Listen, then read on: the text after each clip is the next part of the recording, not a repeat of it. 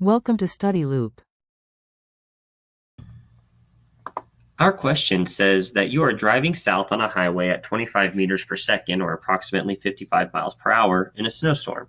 When you last stopped, you noticed the snow was coming down vertically, but it's passing the window of the moving car at an angle of 37 degrees to the horizontal.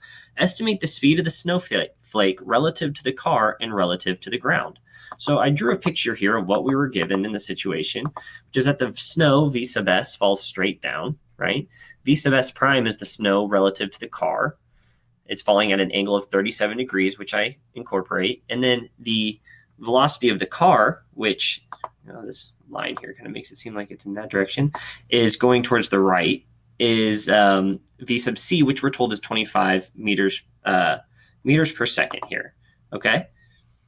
Now, the question is, what is the rate of snow v sub s prime in relative to the car, and the velocity of the snow relative to the ground v sub s, based upon this 37-degree angle and you knowing the speed that you're traveling. So we can use our trigonometric identities, in which the cosine of the angle, 37 degrees, is equal to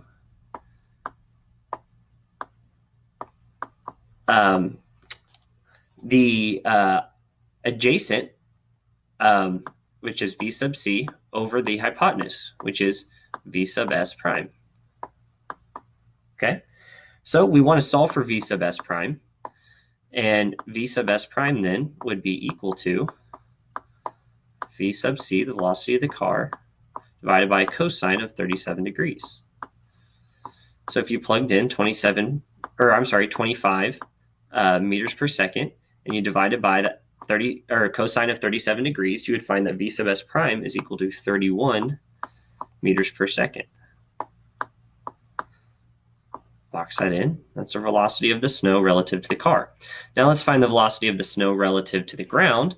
To do that, we can use the fact that the tangent of 37 degrees is equal to the opposite of the angle, which is v sub s, divided by the adjacent to the angle, which is v sub c. So solve for v sub s, that's what we want, and we see that v sub s is equal to tangent of 37 degrees multiplied by v sub c. So tangent of 37 degrees multiplied by 25 meters per second gives you 19 meters per second. So our solution to that, to the speed of the snow relative to the ground, velocity of the snow relative to the ground.